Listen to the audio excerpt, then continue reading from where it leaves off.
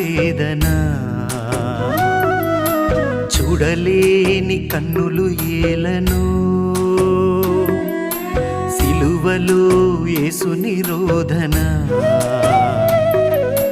వినలేని చెవులు ఏలను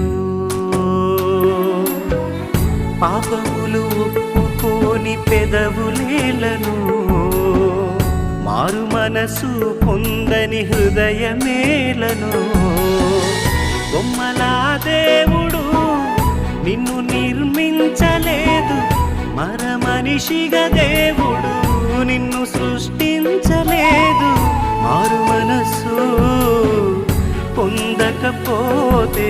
నీ జన్మకు అర్థమే లేదు